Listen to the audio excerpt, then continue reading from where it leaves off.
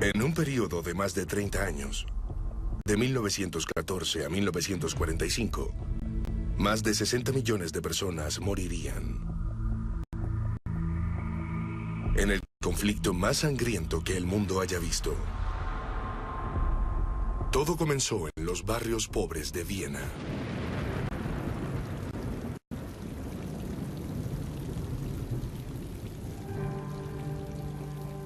A la edad de 25 años, el joven Adolf Hitler es un pobre y solitario aspirante artista que lucha por sobrevivir. Sus padres han muerto y dejan a Hitler completamente solo en el mundo. Era un alma perdida, quería ser artista, pero no pudo ingresar a la escuela de arte y terminó viviendo en una posilga.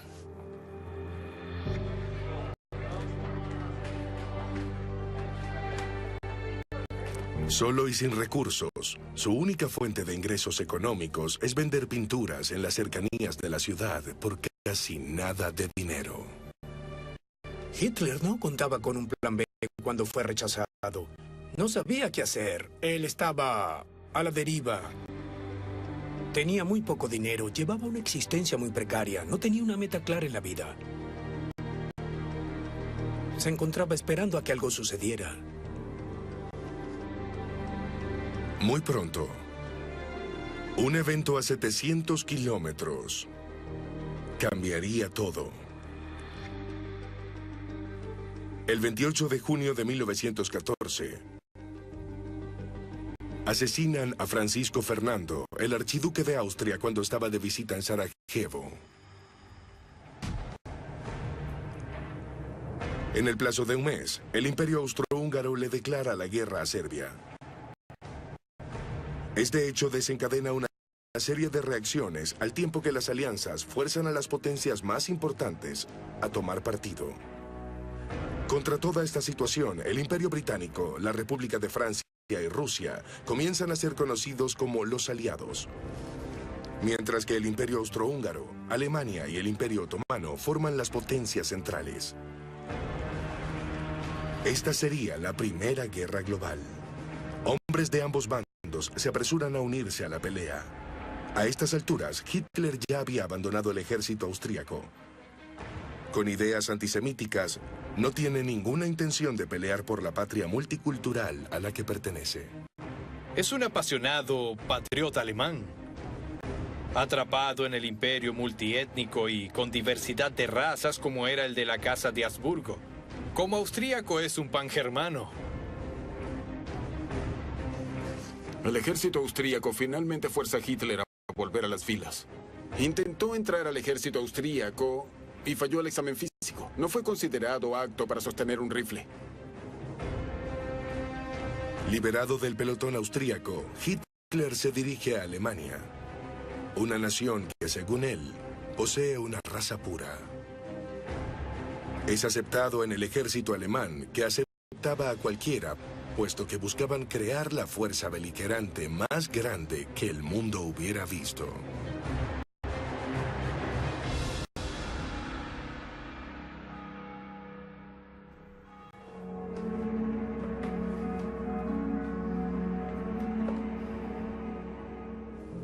Finalmente, Alemania le dio a Hitler lo que siempre quiso: un lugar al que pertenecer.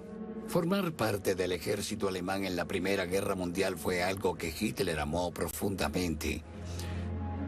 El patriotismo rebosaba en esas filas y Hitler fue arrastrado por este sentimiento.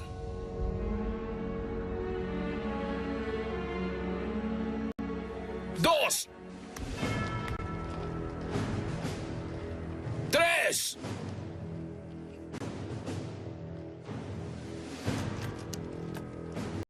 Durante todo el año 1914, Hitler se entrenó como soldado en el ejército alemán.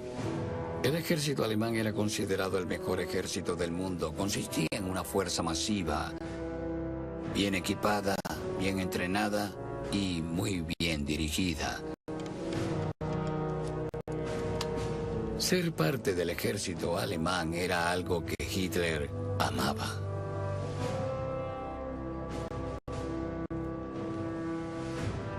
La estructura del entrenamiento transformó a Hitler en un devoto soldado alemán. Se suma al 1,5 millones de alemanes que marchan hacia la frontera con Francia para enfrentar a las fuerzas aliadas unificadas. En la historia de la guerra, nunca se habían enfrentado dos ejércitos de esta magnitud.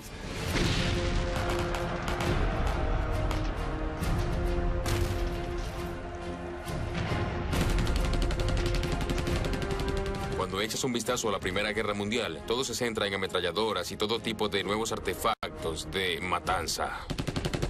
Es el comienzo del siglo XX, como una nueva era tecnológica. Ya no se trata de hombres a caballo, se trata de una guerra a motor. Descubrieron que si cavaban trincheras más profundas y usaban ametralladoras, pocas tropas podían detener a una gran fuerza atacante. Era de suma importancia que los invasores no se les permitiera el paso. De esta manera aparecieron las trincheras y finalmente se extendieron a través de todo el Mar del Norte. Desde octubre a noviembre de 1914 vimos una línea de trincheras cruzando 700 kilómetros desde el Mar del Norte hasta Suiza. Las trincheras cubrieron más de 40.000 kilómetros. Si se colocaran a lo largo, su longitud rodearía la Tierra. Pronto después de que comenzara la guerra, ambos partidos se dieron cuenta de que podían atrincherarse y así impedir que un bando desplazara al otro. Podrían hacerlos retroceder tan solo un poco, significando un costo horrendo. Como resultado, la guerra quedó estancada en el norte de Francia.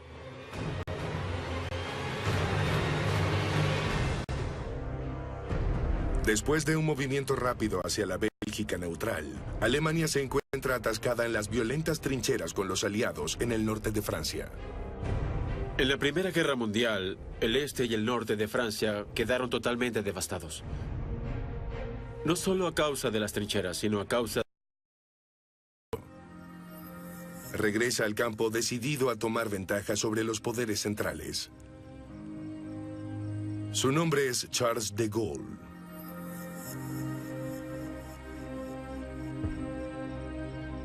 De Gaulle, a nivel personal, era arrogante.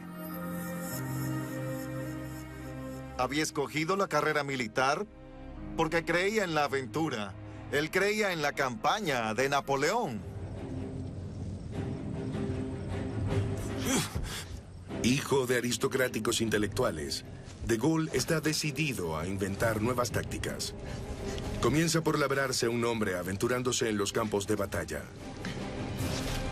Y se adentra en el territorio enemigo para espiar a los alemanes.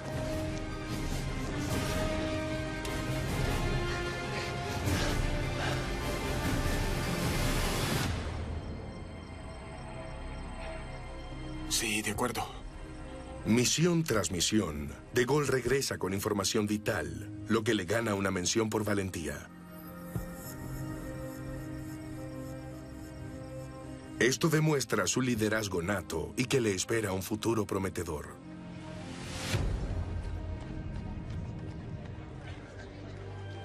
En Londres, otro joven militar está convencido de que puede romper el estancamiento en el norte de Francia. Entonces se acerca al joven del bar y le dice, oiga, perdónenme, yo... Nacido en una de las familias más adineradas de Gran Bretaña, es ascendido con una rapidez inusual. Y llega a convertirse en el primer Lord del Almirantazgo. Su nombre es Winston Churchill. Churchill tenía gran confianza en sí mismo. Y es fácil darse cuenta por qué. Era el hijo de Lord Randolph Churchill, un político brillante. Así que Churchill, desde muy joven, se vio a sí mismo ejerciendo un papel de liderazgo en la política, casi como por mandato divino. Churchill crea un osado plan del que está seguro hará cambiar la suerte de los aliados. En 1914, Winston Churchill era el chico maravilla de la política británica. Pensaban que era un genio, incluso él mismo pensaba así. Representaba una gran ventaja porque era el único en el gobierno que entendía la guerra. ¿Y si enviáramos la flota hacia el sur, hasta el Mar Negro. ¿Y reabastecer a los rusos? Exactamente. Imposible. Sí, sí es posible. A través de Galípoli. ¿Galípoli? No. Por ese camino podemos penetrar. Con todo el respeto, estamos aquí para dar información. Señores, eso es lo que haremos. Muchos de los que trabajaron con Churchill pensaban que era un hombre de contradicciones. Era un personaje sugestivo. Sus amigos lo reconocían así porque era muy talentoso y sus enemigos porque era muy peligroso. La península de Galípoli está fuertemente resguardada por los poderes centrales. El plan de Churchill es abrirse paso a través de la estrecha angostura, tomar Constantinopla y llegar hasta Rusia. De esta manera, los aliados podrían reabastecer las tropas rusas y fortalecer al frente del este. Si llegaran a tener éxito, los aliados podrían cambiar la corriente de la guerra y aplastar a los poderes centrales.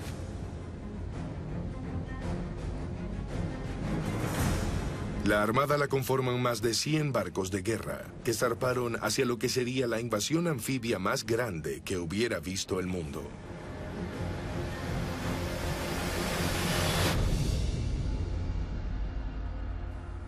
En Londres, Churchill espera las noticias de su tropa atacante. La gente me pregunta cuál es la decisión más difícil que haya tomado y siempre reconozco que es la de enviar hombres al campo de batalla. Y la peor parte de todo es la noche en la que comienza la batalla, porque sabes que solo quieres una cosa. Y sabes también que en pocas horas comenzarás a recibir llamadas del campo de batalla de parte de los comandantes para decirte cuántos jóvenes soldados han fallecido.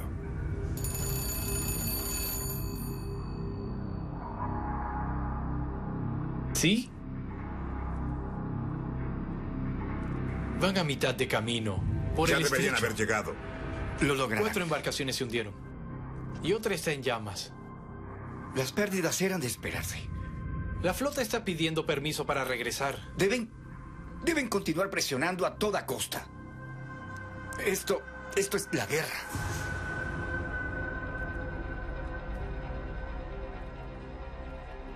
Ante el horror de esa primera noche, los generales y los almirantes se dieron cuenta de que en vez de realizar el ataque que les haría ganar la guerra sin grandes derramamientos de sangre y que acabaría con la carnicería que se estaba llevando a cabo en el frente del este, las tropas se encontraron con una ráfaga de balas y artillería.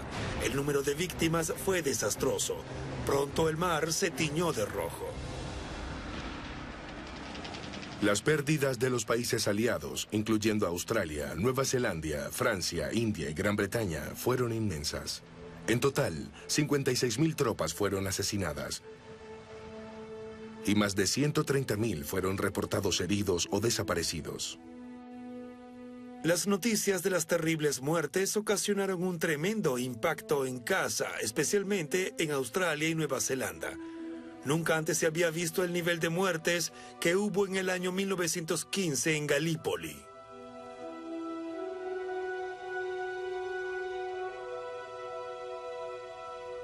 La invasión resulta un fracaso devastador.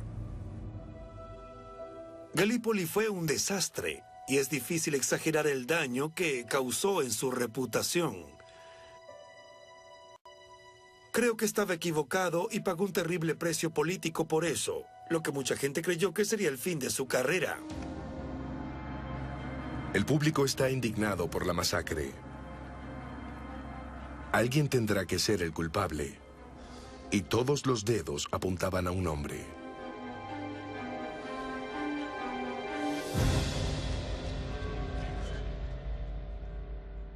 Se acabó. El plan era sensato. Disculpe. El plan era sensato. Todo lo que había que hacer era continuar Temo hacia que sus adelante. servicios como primer lord del almirantazgo ya no son necesarios. Espero su carta de renuncia para mañana en la mañana.